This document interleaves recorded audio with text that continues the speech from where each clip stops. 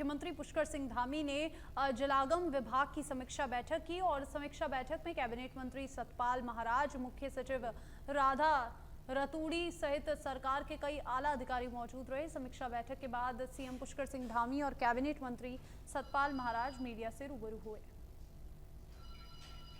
बहुत महत्वपूर्ण बैठक थी और सबसे पहले तो मैं मुख्यमंत्री जी को धन्यवाद देना चाहता हूं जो इस कैंपस में पधारे। ये पहली बार है कि इस कैंपस में मुख्यमंत्री, चीफ सेक्रेटरी और सारे जो है हमारे जितने भी अधिकारीगण थे सब आए और बड़ी सौहार्दपूर्ण वातावरण के अंदर बैठक हुई। और इसके अंदर जो ग्रीन हाउस गैसेज हैं उनको कम करने के लिए विचार विमर्श किया गया जो हैं, और निश्चित रूप में आगे कैसे इनकम बढ़े हमारे गाँव वालों की, उस पर जो है विचार किया गया।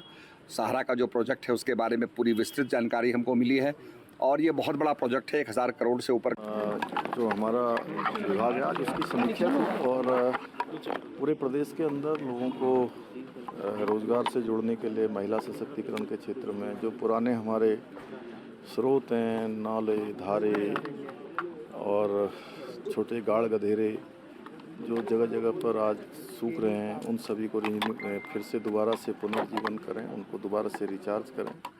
और जो हमारे ग्रामीण क्षेत्र हैं और वाइब्रेंट विलेज हैं, उन सभी गाँवों को भी जो है जलागम विभाग अपनी योजना में लेकर उन गाँवों को। और सीएम पुष्कर सिंह धामी की एक्सपोस्ट पश्चिम बंगाल के पूर्व मुख्यमंत्री श्री बुद्धदेव भट्टाचार्य जी के निधन पर अत्यंत दुखद समाचार प्राप्त हुआ और ईश्वर से प्रार्थना है कि पुण्यात्मा को श्री चरणों में स्नान एवं परिजनों समर्थकों को ये दुख सहन करने की शक्ति प्रदान करे। विनम्र श्रद्धांजलि। और यहाँ पर पश्चिम बंगाल के पूर्व मुख्यमंत्री के निधन पर पुष्कर सिंह धामी ने श्रद्धांजलि दी एक्स पर पोस्ट करके। सीएम आवास पर उत्तराखंड के सुप्रसिद्ध लोक गायक गणरत्न नरेंद्र सिंह नेगी ने सीएम पुष्कर सिंह धामी से भेंट की और इस दौरान उन्होंने विभिन्न सांस्कृतिक और लोक कला से संबंधित विषयों पर चर्चा की।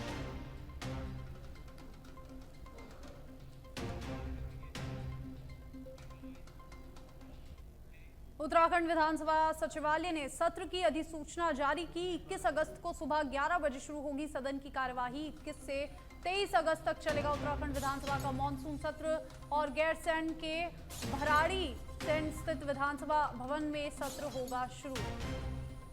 और 21 अगस्त को सुबह 11 बजे शुरू होगी सदन की कार्यवाही।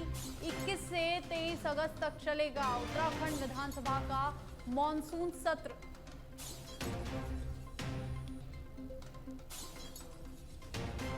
और विधानसभा भवन में होगा सत्र का शुभारंभ और उत्तराखंड विधानसभा सचिवालय ने सत्र की अधिसूचना जारी की।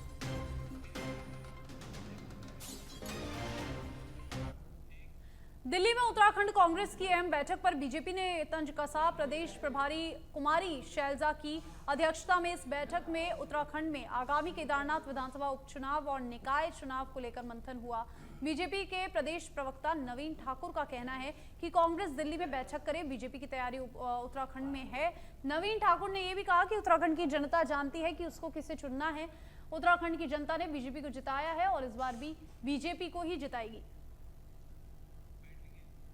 देखिए, उनको दिल्ली में बैठक करने दीजिए, हमारी तैयारी उत्तराखंड में है और उत्तराखंड की जनता जानती है किसे चुनना है। उत्तराखंड की जनता ने 2014 के बाद लगातार जो है भारतीय जनता पार्टी को उत्तराखंड में, चाहे निकाय के चुनाव रहे हों, चाहे विधानसभा के चुनाव रहे हों, चाहे लोकसभा के चुनाव रहे हों, भारतीय जनता पार्टी को अपना प्यार, समर्थन और आशीर्वाद दिया है और अगले निकाय चुनाव में भी भारतीय जनता। उत्तराखंड में इस समय जिस तरह से आपदा आ रखी है और आपदा की वजह से 4 धाम यात्रा भी प्रभावित हो रखी है। खास तौर पर केदारनाथ यात्रा की बात करें तो केदारनाथ यात्रा मार्ग बहुत जगह क्षतिग्रस्त हो रखा है और इसकी वजह से यात्रा भी रोकी गई है। कांग्रेस ने एनजीटी का हवाला देते हुए सवाल किए। एनजीटी ने प्रदेश सरकार से सवाल पूछे कि आखिर क्यों प्रदेश सरकार यात्रा मार्गों पर व्यवस्था सही से नहीं कर रखी है और जब सबको पता है कि हर साल आपदा आती है तो प्रदेश सरकार को सही से व्यवस्था करनी चाहिए।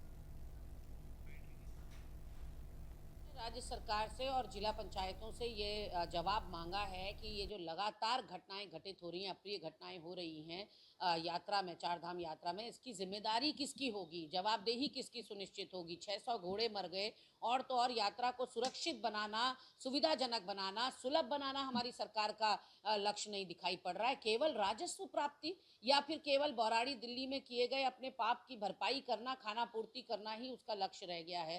तो ऐसे में जो चारधाम यात्रा के दौरान आपने देखा पंजीकरण को लेकर पूरी तरह से सरकार कर केंद्र सरकार वक्फ बोर्ड अधिनियम में बड़े बदलाव करने जा रही है। उत्तराखंड वक्फ बोर्ड के अध्यक्ष शादाब शम्स का ये कहना है कि अगर वक्फ बोर्ड एक्ट में संशोधन हो रहा है तो ये देश हित में है। वक्फ बोर्ड भ्रष्टाचार का अड्डा बन गया है और पीएम मोदी से आग्रह है कि सभी वक्फ बोर्ड की सीबीआई जांच होनी चाहिए। और उनका कहना ये भी है कि अगर वक्फ बोर्ड की सीबीआई जांच होगी तो हिंदुस्तान का सबसे बड़ा भ्रष्टाचार वक्फ बोर्ड में ही निकल कर आएगा।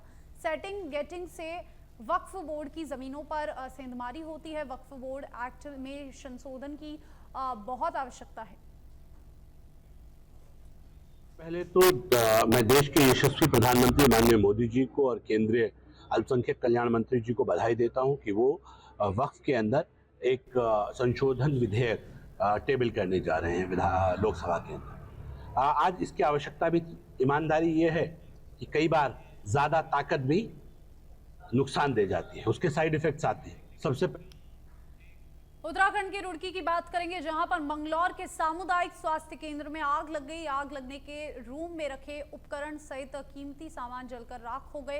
हालांकि आग पर जल्द ही काबू पा लिया गया।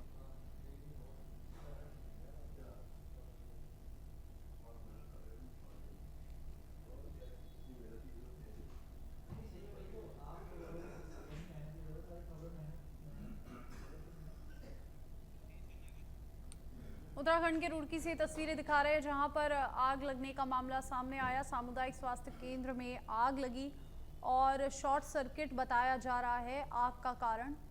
और यहां पर कई कीमती सामान जलकर राख हो गए और कड़ी मशक्कत के बाद आग पर काबू पाया गया।